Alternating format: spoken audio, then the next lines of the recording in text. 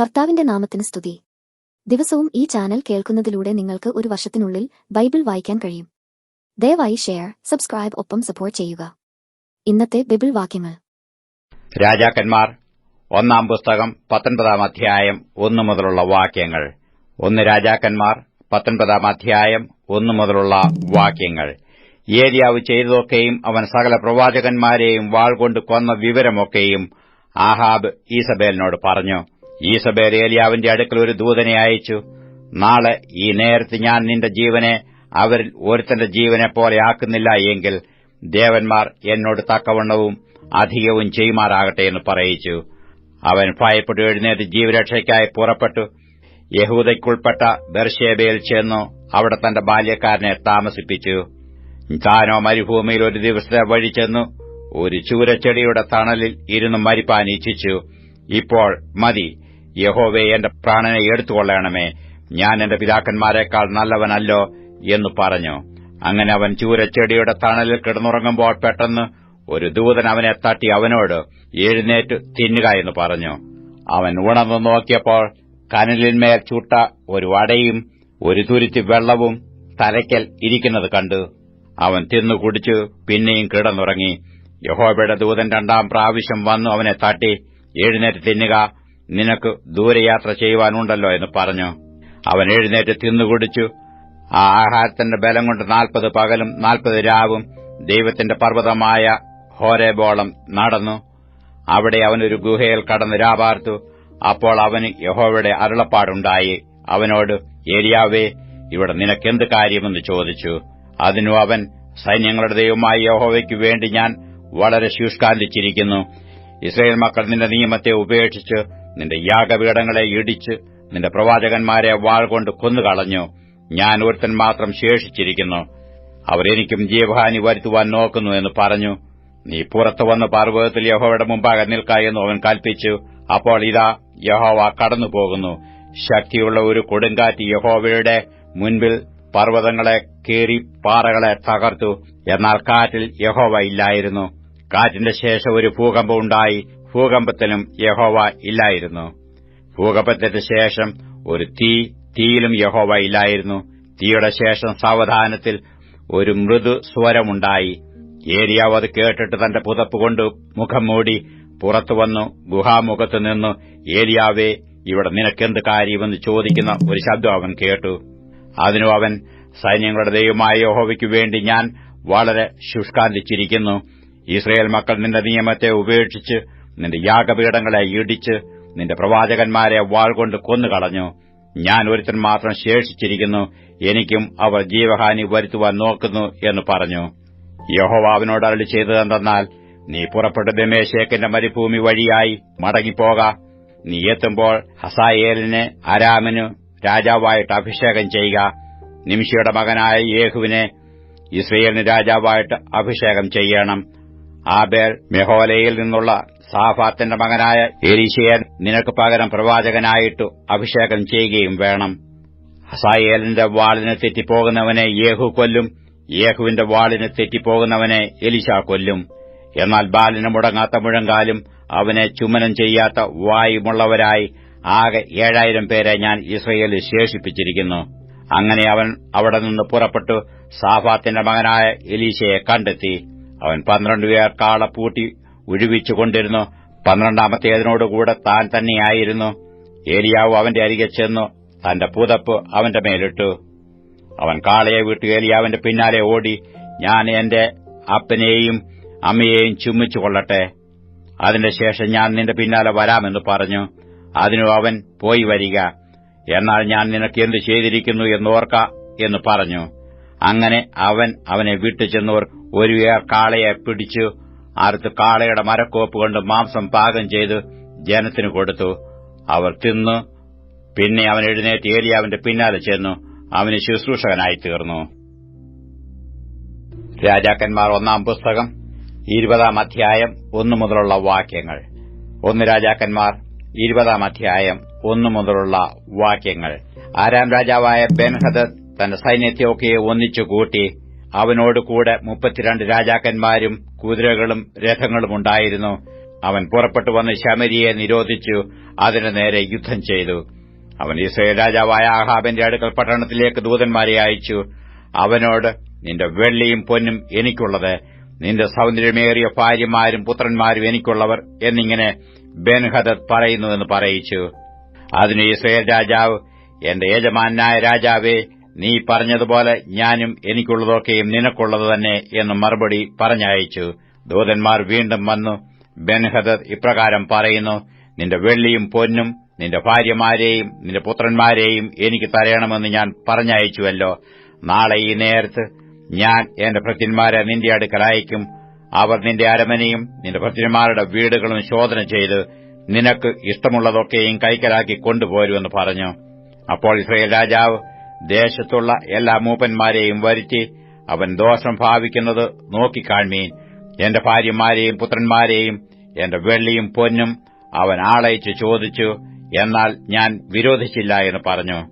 എല്ലാ മൂപ്പന്മാരും സകല ജനവും അവനോട്, നീ കേൾക്കരുത്, സമ്മതിക്കുകയും അരുത് എന്ന് പറഞ്ഞു. ആകയാൽ അവൻ ബെൻഹദദിന്റെ ദൂതന്മാരോട്, നിങ്ങൾ എന്റെ യജമാനായ രാജാവിനോട്, നീ ആദ്യം അടിയന്റെ അടുക്കൽ പറഞ്ഞയച്ചതൊക്കെയും ചെയ്തുകൊള്ളാം, എന്നാൽ ഈ കാര്യം എനിക്ക് ചെയ്യുവാൻ കഴിവില്ല എന്ന് ബോധിപ്പിക്കണമെന്ന് പറഞ്ഞു. ദൂതന്മാർ ചെന്നു ഈ മറുപടി ബോധിപ്പിച്ചു. ബെൻഹദദ് അവന്റെ അടുക്കൽ ആളയച്ചു, എന്നോടുകൂടെയുള്ള എല്ലാ പടജനത്തിനും കൈക്ക് ഓരോ പിടി വാരുവാൻ ശമര്യയിലെ പൊടി മതിയാകുമെങ്കിൽ ദേവന്മാർ എന്നോട് തക്കവണ്ണവും അധികവും ചെയ്യട്ടെ എന്ന് പറയിച്ചു. അതിന് യിസ്രായേൽ രാജാവ്, വാൾ അരയ്ക്ക് കെട്ടുന്നവൻ അഴിച്ചു കളയുന്നവനെപ്പോലെ വമ്പ് പറയരുത് എന്നു അവനോട് പറവീനെന്ന് ഉത്തരം പറഞ്ഞു. എന്നാൽ അവനും രാജാക്കന്മാരും മണിപ്പന്തലിൽ കുടിച്ചുകൊണ്ടിരിക്കുമ്പോൾ ഈ വാക്ക് കേട്ടിട്ട് തന്റെ ഭൃത്യന്മാരോട് ഒരുങ്ങിക്കൊള്ളുവീനെന്ന് കൽപ്പിച്ചു. അങ്ങനെ അവർ പട്ടണത്തിന് നേരെ യുദ്ധത്തിനൊരുങ്ങി. എന്നാൽ ഒരു പ്രവാചകൻ യിസ്രായേൽ രാജാവായ ആഹാബിന്റെ അടുക്കൽ വന്നു, യഹോവ ഇപ്രകാരം അരുളി ചെയ്യുന്നു, ഈ മഹാസംഘത്തെയൊക്കെയും നീ കണ്ടുവോ? ഞാൻ ഇന്ന് നിന്റെ കയ്യിൽ ഏൽപ്പിക്കും. ഞാൻ യഹോവ എന്ന് നീ അറിയും എന്ന് പറഞ്ഞു. ആരെക്കൊണ്ടുവെന്നു ആഹാബ് ചോദിച്ചതിനു അവൻ, ദേശാധിപതികളുടെ ബാല്യക്കാരെ കൊണ്ടുവന്ന് യഹോവ അരുളി ചെയ്യുന്നു പറഞ്ഞു. ആർ പട തുടങ്ങണമെന്ന് ചോദിച്ചതിന്, നീ തന്നെ എന്നു അവൻ ഉത്തരം പറഞ്ഞു. അവൻ ദേശാധിപതികളുടെ ബാല്യക്കാരെ എണ്ണി നോക്കി, അവർ 232 പേരായിരുന്നു. അവരുടെ ശേഷം ഇസ്രായേൽ മക്കളുടെ പടജനത്തെയൊക്കെയും എണ്ണി 7000 പേരെന്ന് കണ്ടു. അവർ ഉച്ചസമയത്ത് പുറപ്പെട്ടു. എന്നാൽ ബെൻഹദദ് തനിക്ക് തുണയായിരുന്ന 32 രാജാക്കന്മാരോടുകൂടെ മണിപ്പന്തലിൽ കുടിച്ചു മത്തനായിരുന്നു. ദേശാധിപതികളുടെ ബാല്യക്കാർ ആദ്യം പുറപ്പെട്ടു. ബെൻഹദദ് ആളയച്ചു അന്വേഷിച്ചാറെ ശമര്യയിൽ നിന്നു ആളുകൾ വരുന്നുണ്ടെന്ന് അറിവ് കിട്ടി. അപ്പോൾ അവർ സമാധാനത്തിന് വരുന്നെങ്കിലും അവരെ ജീവനോടെ പിടിപ്പീൻ, അവർ യുദ്ധത്തിന് വരുന്നെങ്കിലും അവരെ ജീവനോടെ പിടിപ്പീൻ എന്ന് കൽപ്പിച്ചു. പട്ടണത്തിൽ നിന്ന് പുറപ്പെട്ടു വന്നതോ ദേശാധിപതികളുടെ ബാല്യക്കാരും അവരെ തുടർന്നു പോന്ന സൈന്യവുമായിരുന്നു. അവർ ഓരോരുത്തൻ താൻ നേരെ വരുന്നവനെ കൊന്നു. അരാമ്യർ ഓടിപ്പോയി. ഇസ്രായേൽ അവരെ പിന്തുടർന്നു. അരാം രാജാവായ ബെൻഹദദ് കുതിരപ്പുറത്ത് കയറി കുതിരച്ചേവകരോടുകൂടെ ചാടിപ്പോയി. പിന്നെ ഇസ്രായേൽ രാജാവ് പുറപ്പെട്ട് കുതിരകളെയും രഥങ്ങളെയും പിടിച്ചു അരാമ്യരെ കഠിനമായി തോൽപ്പിച്ചു കളഞ്ഞു. അതിനുശേഷം ആ പ്രവാചകൻ ഇസ്രായേൽ രാജാവിന്റെ അടുക്കൽ ചെന്നു അവനോട്, ധൈര്യപ്പെട്ടു ചെന്ന് നീ ചെയ്യുന്നത് കരുതിക്കൊള്ളുക, ഇനിയത്തെ ആണ്ടിൽ അരാം രാജാവ് നിന്റെ നേരെ പുറപ്പെട്ടു വരും എന്ന് പറഞ്ഞു. അരാം രാജാവിനോട്, നിന്റെ ഭൃത്യന്മാർ പറഞ്ഞത് അവരുടെ ദേവന്മാർ പർവ്വത ദേവന്മാരാകുന്നു, അതുകൊണ്ടത്രേ അവർ നമ്മെ തോൽപ്പിച്ചത്.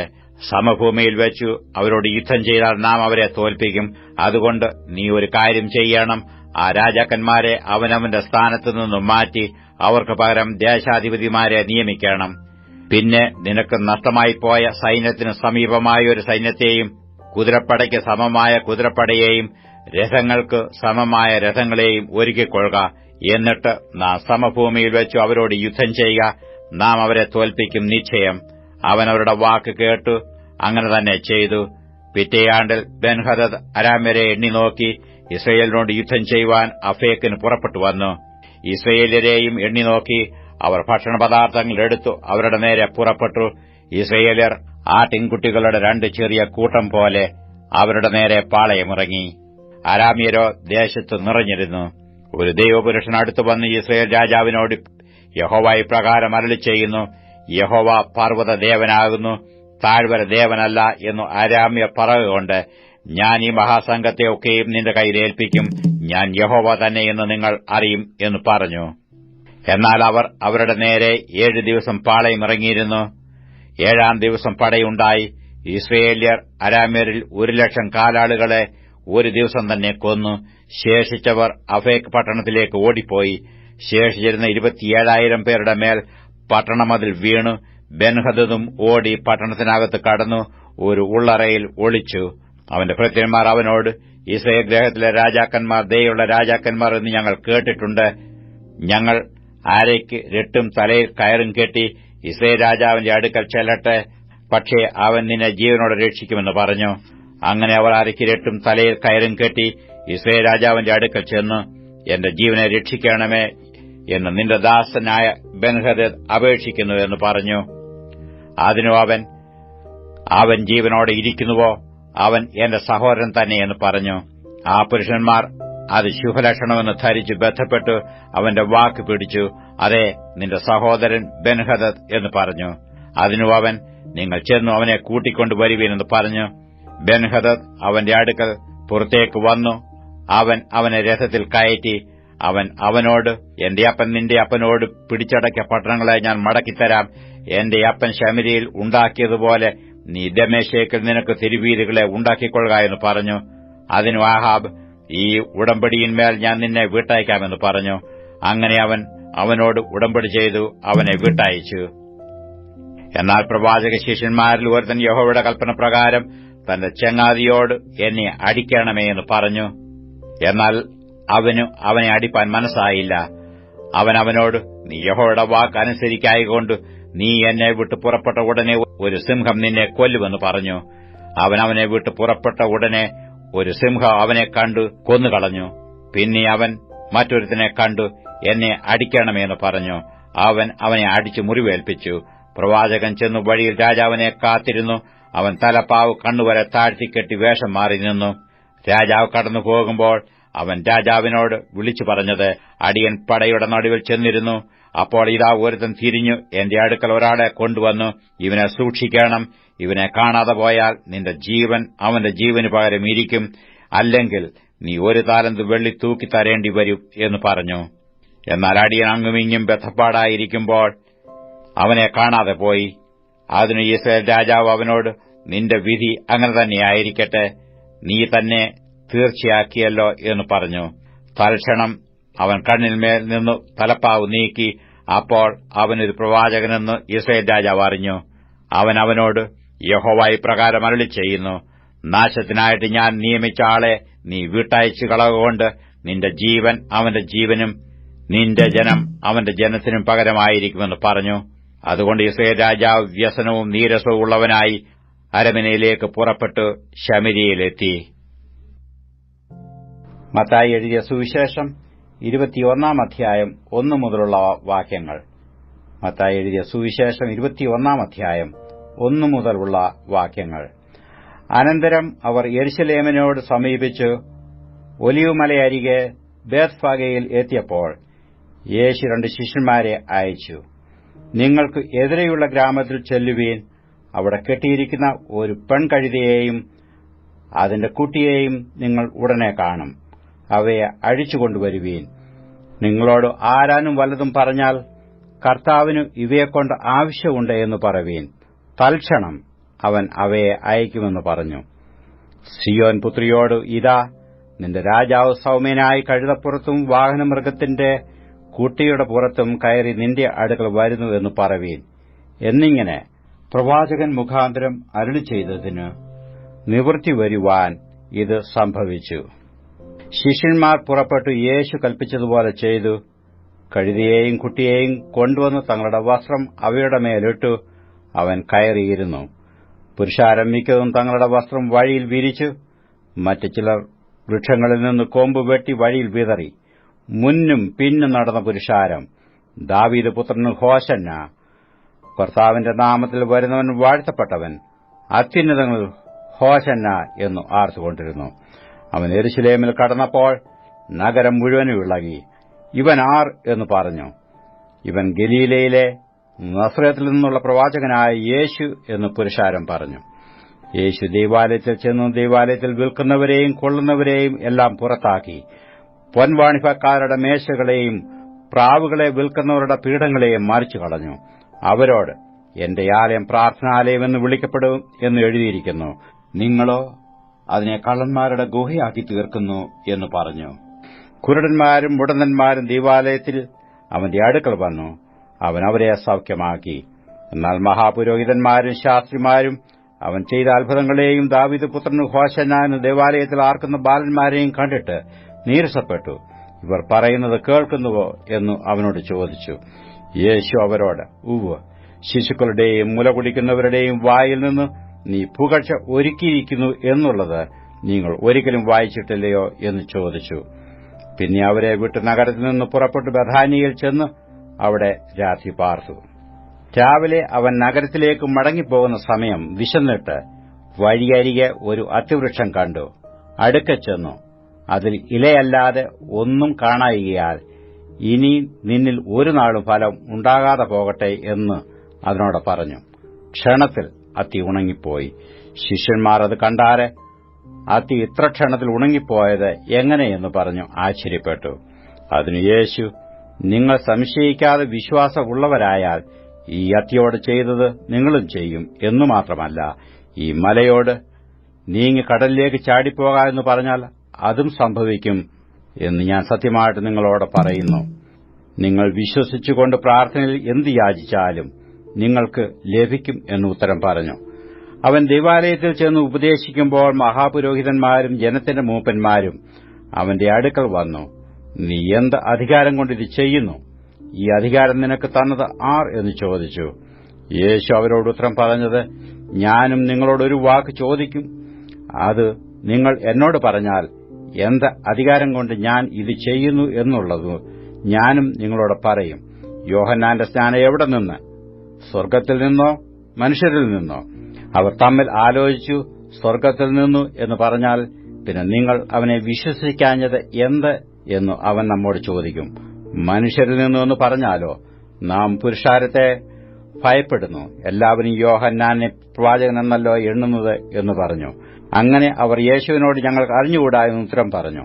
അവൻ അവരോട് പറഞ്ഞത്, എന്നാൽ ഞാൻ ഇത് എന്തധികാരം കൊണ്ട് ചെയ്യുന്നു എന്നുള്ളത് ഞാനും നിങ്ങളോട് പറയുന്നില്ല. എങ്കിലും നിങ്ങൾക്ക് എന്തു തോന്നുന്നു? ഒരു മനുഷ്യന് 2 പുത്രന്മാർ ഉണ്ടായിരുന്നു. അവൻ ഒന്നാമത്തവന്റെ അടുക്കൽ ചെന്നു, മകനെ, ഇന്ന് എന്റെ മുന്തിരിത്തോട്ടത്തിൽ പോയി വേല ചെയ്യുക എന്ന് പറഞ്ഞു. എനിക്ക് മനസ്സില്ല എന്നു അവൻ ഉത്തരം പറഞ്ഞു. എങ്കിലും പിന്നത്തേതിൽ അനുതപിച്ചു അവൻ പോയി. രണ്ടാമത്തവന്റെ അടുക്കൽ അവൻ ചെന്നു അങ്ങനെ തന്നെ പറഞ്ഞപ്പോൾ, ഞാൻ പോകാം അപ്പാ എന്നു അവൻ ഉത്തരം പറഞ്ഞു. പോയില്ല താനും.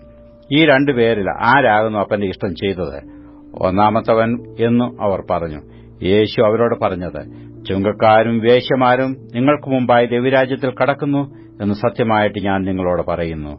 യോഹന്നാൻ നീതിമാർഗ്ഗം ഉപദേശിച്ചുകൊണ്ട് നിങ്ങളുടെ അടുക്കൽ വന്നു, നിങ്ങൾ അവനെ വിശ്വസിച്ചില്ല. എന്നാൽ ചുങ്കക്കാരും വേശ്യമാരും അവനെ വിശ്വസിച്ചു. അത് കണ്ടിട്ടും നിങ്ങൾ അവനെ വിശ്വസിപ്പാൻ തക്കവണ്ണം പിന്നത്തേതിൽ അനുതപിച്ചില്ല. മറ്റൊരു ഉപമ കേൾപ്പീൻ. ഗൃഹസ്ഥനായൊരു മനുഷ്യൻ ഒരു മുന്തിരിത്തോട്ടം നട്ടുണ്ടാക്കി, അതിന് വേലി കെട്ടി, അതിൽ ചക്കു കുഴിച്ചിട്ട് ഗോപുരവും പണിതു. പിന്നെ കുടിയാന്മാരെ പാട്ടത്തിന് ഏൽപ്പിച്ചിട്ട് പരദേശത്ത് പോയി. ഫലകാലം സമീപിച്ചപ്പോൾ തനിക്ക് അനുഭവം വാങ്ങേണ്ടതിന് അവൻ ദാസന്മാരെ കുടിയാന്മാരുടെ അടുക്കൽ അയച്ചു. കുടിയാന്മാരോ അവന്റെ ദാസന്മാരെ പിടിച്ചു, ഒരുവനെ തല്ലി, ഒരുവനെ കൊന്നു, മറ്റൊരുവനെ കല്ലെറിഞ്ഞു. അവൻ പിന്നെയും മുമ്പലത്തേതിലും അധികം ദാസന്മാരെ അയച്ചു. അവരോടും അവർ അങ്ങനെ തന്നെ ചെയ്തു. ഒടുവിൽ അവൻ, എന്റെ മകനെ അവർ ശങ്കിക്കുമെന്ന് പറഞ്ഞു. മകനെ അവരുടെ അടുക്കൽ അയച്ചു. മകനെ കണ്ടിട്ട് കുടിയാന്മാർ, ഇവൻ അവകാശി, വരുവീൻ, നാം അവനെ കൊന്നു അവന്റെ അവകാശം കൈവശമാക്കുക എന്ന് തമ്മിൽ പറഞ്ഞു. അവനെ പിടിച്ച് തോട്ടത്തിൽ നിന്ന് പുറത്താക്കി കൊന്നുകളഞ്ഞു. ആകയാൽ മുന്തിരിത്തോട്ടത്തിന്റെ ഉടയവൻ വരുമ്പോൾ ആ കുടിയാന്മാരോട് എന്തു ചെയ്യും? അവൻ ആ വല്ലാത്തവരെ വല്ലാതെ നിഗ്രഹിച്ച് തക്ക സമയത്ത് അനുഭവം കൊടുക്കുന്ന വേറെ കുടിയാന്മാർക്ക് തോട്ടമേൽപ്പിക്കും എന്നു അവർ അവനോട് പറഞ്ഞു. യേശു അവരോട്, വീട് പണിയുന്നവർ തള്ളിക്കളഞ്ഞ കല്ല് മൂലക്കല്ലായി തീർന്നിരിക്കുന്നു. ഇത് കർത്താവിനാൽ സംഭവിച്ചു, നമ്മുടെ ദൃഷ്ടിയിൽ ആശ്ചര്യവുമായിരിക്കുന്നു എന്ന് നിങ്ങൾ തിരുവെഴുത്തുകളിൽ ഒരിക്കലും വായിച്ചിട്ടില്ലയോ? അതുകൊണ്ട് ദൈവരാജ്യം നിങ്ങളുടെ പക്കൽ നിന്ന് എടുത്ത് അതിന്റെ ഫലം കൊടുക്കുന്ന ജാതിക്ക് കൊടുക്കും എന്ന് ഞാൻ നിങ്ങളോട് പറയുന്നു. ഈ കല്ലിന്മേൽ വീഴുന്നവൻ തകർന്നുപോകും. അത് ആരുടെ മേൽ എങ്കിലും വീണാൽ അവനെ ധൂളിപ്പിക്കുമെന്ന് പറഞ്ഞു. അവന്റെ ഉപമകളെ മഹാപുരോഹിതന്മാരും പരീശരും കേട്ടിട്ട് തങ്ങളെക്കൊണ്ട് പറയുന്നുവെന്ന് അറിഞ്ഞു. അവനെ പിടിപ്പാൻ അന്വേഷിച്ചു. എന്നാൽ പുരുഷാരം അവനെ പ്രവാചകൻ എന്ന് എണ്ണുകൊണ്ട് അവരെ ഭയപ്പെട്ടു. മത്തായി എഴുതിയ സുവിശേഷം 22-ാം അധ്യായം 1 മുതലുള്ള വാക്യങ്ങൾ. മത്തായി എഴുതിയ സുവിശേഷം 22-ാം അധ്യായം 1 മുതലുള്ള വാക്യങ്ങൾ. യേശു പിന്നെയും അവരോട് ഉപമകളായി പ്രസ്താവിച്ചതെന്നാൽ, സ്വർഗരാജ്യം തന്റെ പുത്രനു വേണ്ടി കല്യാണസദ്യ കഴിച്ച ഒരു രാജാവിനോട് സദൃശ്യം. അവൻ കല്യാണത്തിന് ക്ഷണിച്ചവരെ വിളിക്കേണ്ടതിന് ദാസന്മാരെ പറഞ്ഞയച്ചു. അവർക്കോ വരുവാൻ മനസ്സായില്ല. പിന്നെയും അവൻ മറ്റു ദാസന്മാരെ അയച്ചു. എന്റെ മുത്താഴ ഒരുക്കിത്തീർന്നു, എന്റെ കാളകളെയും തടിപ്പിച്ച മൃഗങ്ങളെയും അറുത്തു, എല്ലാം ഒരുങ്ങിയിരിക്കുന്നു, കല്യാണത്തിന് വരുവീൻ എന്ന് ക്ഷണിച്ചവരോട് പറയിച്ചു.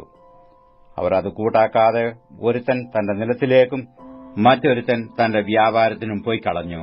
ശേഷമുള്ളവർ അവന്റെ ദാസന്മാരെ പിടിച്ചു അപമാനിച്ചു കൊന്നുകളഞ്ഞു. രാജാവ് കോപിച്ചു സൈന്യങ്ങളെ അയച്ചു ആ കുലപാതകന്മാരെ മുടിച്ചു അവരുടെ പട്ടണം ചുട്ടുകളഞ്ഞു. പിന്നെ അവൻ ദാസന്മാരോട്, കല്യാണം ഒരുങ്ങിയിരിക്കുന്നു, ക്ഷണിക്കപ്പെട്ടവരോ യോഗ്യരായില്ല. ആകയാൽ വഴിത്തലയ്ക്കൽ ചെന്ന് കാണുന്നവരെ ഒക്കെയും കല്യാണത്തിന് വിളിപ്പീൻ എന്ന് പറഞ്ഞു. ആ ദാസന്മാർ പെരുവഴികളിൽ പോയി കണ്ട ദുഷ്ടന്മാരെയും നല്ലവരെയും എല്ലാം കൂട്ടിക്കൊണ്ടുവന്നു. കല്യാണശാല വിരുന്നുകാരെ കൊണ്ട് നിറഞ്ഞു. വിരുന്നുകാരെ നോക്കുവാൻ രാജാവ് അകത്തു വന്നപ്പോൾ കല്യാണവസ്ത്രം ധരിക്കാത്ത ഒരു മനുഷ്യനെ അവിടെ കണ്ടു. സ്നേഹിത, നീ കല്യാണവസ്ത്രമില്ലാതെ ഇവിടെ അകത്തു വന്നത് എങ്ങനെ എന്ന് ചോദിച്ചു. എന്നാൽ അവന് വാക്കുമുട്ടിപ്പോയി. രാജാവ് ശുശ്രൂഷക്കാരോട്, ഇവനെ കൈയും കാലും കെട്ടി ഏറ്റവും പുറത്തുള്ള ഇരുട്ടിൽ തള്ളിക്കളവീൻ, അവിടെ കരച്ചിലും പല്ലുകടിയും ഉണ്ടാകും എന്ന് പറഞ്ഞു. വിളിക്കപ്പെട്ടവർ അനേകർ, തിരഞ്ഞെടുക്കപ്പെട്ടവരോ ചുരുക്കം. അനന്തരം പരീശന്മാർ ചെന്നു അവനെ വാക്കിൽ കുടുക്കേണ്ടതിന് ആലോചിച്ചുകൊണ്ട് തങ്ങളുടെ ശിഷ്യന്മാരെ ഹെരോദ്യരോടുകൂടെ അവന്റെ അടുക്കൽ അയച്ചു. ഗുരു, നീ സത്യവാനും ദൈവത്തിന്റെ വഴി നേരായി പഠിപ്പിക്കുന്നവനും മനുഷ്യരുടെ മുഖം നോക്കാത്തവൻ ആകയാൽ ആരെയും ശങ്കയില്ലാത്തവനും ആകുന്നു എന്ന് ഞങ്ങൾ അറിയുന്നു. നിനക്കെന്തു തോന്നുന്നു? കൈസർക്ക് കരം കൊടുക്കുന്നത് വിഹിതമോ അല്ലയോ എന്ന് പറഞ്ഞു തരണമെന്ന് പറയിച്ചു. യേശു അവരുടെ ദുഷ്ടത അറിഞ്ഞു. കപടഭക്തിക്കാരെ, എന്നെ പരീക്ഷിക്കുന്നതെന്ത്? കരത്തിനുള്ള നാണയം കാണിപ്പീൻ എന്ന് പറഞ്ഞു. അവർ അവന്റെ അടുക്കൽ ഒരു വെള്ളിക്കാശ് കൊണ്ടുവന്നു. അവൻ അവരോട്, ഈ സ്വരൂപവും മേലെഴുത്തും ആരുടേത് എന്ന് ചോദിച്ചതിന്, കൈസരുടേത് എന്നവർ പറഞ്ഞു. എന്നാൽ കൈസർക്കുള്ളത് കൈസർക്കും ദൈവത്തിനുള്ളത് ദൈവത്തിനും കൊടുപ്പീൻ എന്നു അവൻ അവരോട് പറഞ്ഞു. അവർ കേട്ടു ആശ്ചര്യപ്പെട്ടു, അവനെ വിട്ടുപോയി കളഞ്ഞു. പുനരുത്ഥാനമില്ല എന്ന് പറയുന്ന സാധുക്യരും അന്ന് അവന്റെ അടുക്കൽ വന്നു. ഗുരു, ഒരുത്തൻ മക്കളില്ലാതെ മരിച്ചാൽ അവന്റെ സഹോദരൻ അവന്റെ ഭാര്യയെ ദേവരവിവാഹം കഴിച്ച് തന്റെ സഹോദരന് സന്തതിയെ ജനിപ്പിക്കണമെന്നും മോശ കൽപ്പിച്ചുവല്ലോ. എന്നാൽ ഞങ്ങളുടെ ഇടയിൽ 7 സഹോദരന്മാർ ഉണ്ടായിരുന്നു. അവരിൽ ഒന്നാമത്തവൻ വിവാഹം ചെയ്ത ശേഷം മരിച്ചു. സന്തതി ഇല്ലായ്കയാൽ തന്റെ ഭാര്യയെ സഹോദരന് വിട്ടേച്ചു. രണ്ടാമത്തവനും മൂന്നാമത്തവനും 7-ാമത്തവൻ വരെയും അങ്ങനെ തന്നെ. എല്ലാവരും കഴിഞ്ഞിട്ട് ഒടുവിൽ സ്ത്രീയും മരിച്ചു. എന്നാൽ പുനരുത്ഥാനത്തിൽ അവൾ 7 ആർക്ക് ഭാര്യയാകും? എല്ലാവർക്കും ആയിരുന്നുവല്ലോ എന്ന് ചോദിച്ചു. അതിന് യേശു ഉത്തരം പറഞ്ഞത്, നിങ്ങൾ തിരുവെഴുത്തുകളെയും ദൈവശക്തിയെയും അറിയായകൊണ്ട് തെറ്റിപ്പോകുന്നു. പുനരുത്ഥാനത്തിൽ അവർ വിവാഹം കഴിക്കുന്നില്ല, വിവാഹത്തിന് കൊടുക്കപ്പെടുന്നതുമില്ല. സ്വർഗ്ഗത്തിലെ ദൂതന്മാരെ പോലെ അത്രേ ആകുന്നു. മരിച്ചവരുടെ പുനരുത്ഥാനത്തെക്കുറിച്ചോ ദൈവം അരുളിച്ചെയ്തിരിക്കുന്നത് നിങ്ങൾ വായിച്ചിട്ടില്ലയോ? ഞാൻ അബ്രഹാമിന്റെ ദൈവവും ഇസ്ഹാക്കിന്റെ ദൈവവും യാക്കോബിന്റെ ദൈവവും ആകുന്നു എന്നു അവൻ അരുളിച്ചെയ്യുന്നു. എന്നാൽ അവൻ മരിച്ചവരുടെ ദൈവമല്ല, ജീവനുള്ളവരുടെ ദൈവമത്രേ. പുരുഷാരം ഇത് കേട്ടിട്ടു അവന്റെ ഉപദേശത്തിൽ വിസ്മയിച്ചു. സദൂക്യരെ അവൻ മിണ്ടാതാക്കിയ പ്രകാരം കേട്ടിട്ടു പരീശന്മാർ ഒന്നിച്ചുകൂടി. അവരിൽ ഒരു വൈദികൻ അവനെ പരീക്ഷിച്ചു. ഗുരു, ന്യായപ്രമാണത്തിൽ ഏത് കൽപ്പന വലിയത് എന്ന് ചോദിച്ചു. യേശു അവനോട്, നിന്റെ ദൈവമായ കർത്താവിനെ നീ പൂർണ്ണ ഹൃദയത്തോടും പൂർണ്ണാത്മാവോടും പൂർണ്ണ മനസ്സോടും കൂടെ സ്നേഹിക്കണം. ഇതാകുന്നു വലിയതും ഒന്നാമത്തേതുമായ കൽപ്പന. രണ്ടാമത്തേത് അതിനോട് സമം, കൂട്ടുകാരനെ നിന്നെപ്പോലെ തന്നെ സ്നേഹിക്കണം. ഈ 2 കൽപ്പനകളിൽ സകല ന്യായപ്രമാണവും പ്രവാചകന്മാരും അടങ്ങിയിരിക്കുന്നു എന്ന് പറഞ്ഞു. പരീശന്മാർ ഒരുമിച്ച് കൂടിയിരിക്കുമ്പോൾ യേശു അവരോട്, ക്രിസ്തുവിനെക്കുറിച്ച് നിങ്ങൾക്ക് എന്തു തോന്നുന്നു? അവൻ ആരുടെ പുത്രൻ എന്ന് ചോദിച്ചു. ദാവീദിന്റെ പുത്രൻ എന്നു അവർ പറഞ്ഞു.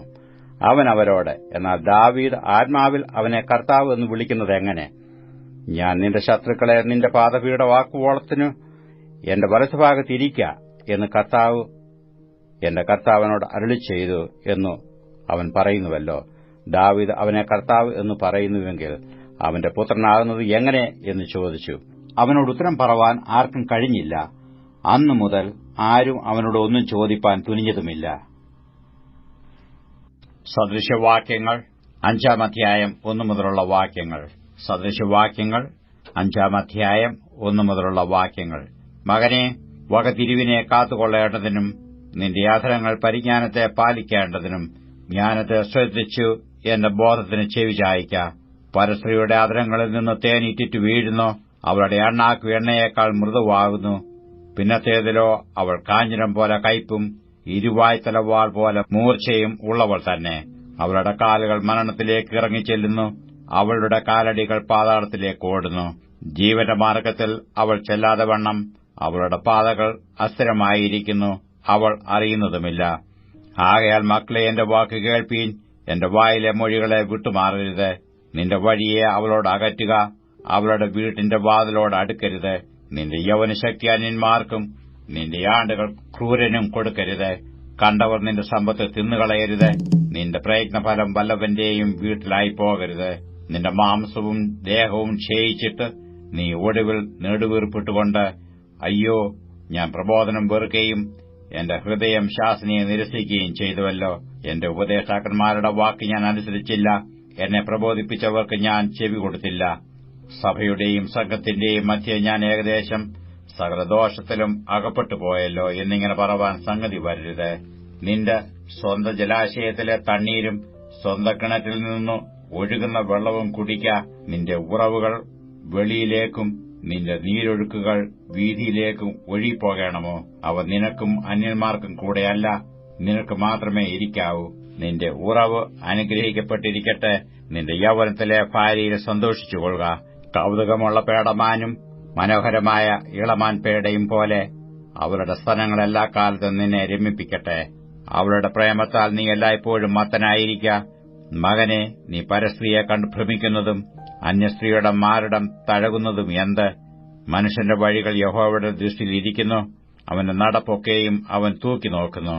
ദുഷ്ടന്റെ അകൃത്യങ്ങൾ അവനെ പിടിക്കും. തന്റെ പാപാശാപങ്ങളാൽ അവൻ പിടിപെടും. പ്രബോധനം കേൾക്കായികയാൽ അവൻ മരിക്കും. മഹാഭോഷത്വത്താൽ അവൻ വഴിതെറ്റിപ്പോകും.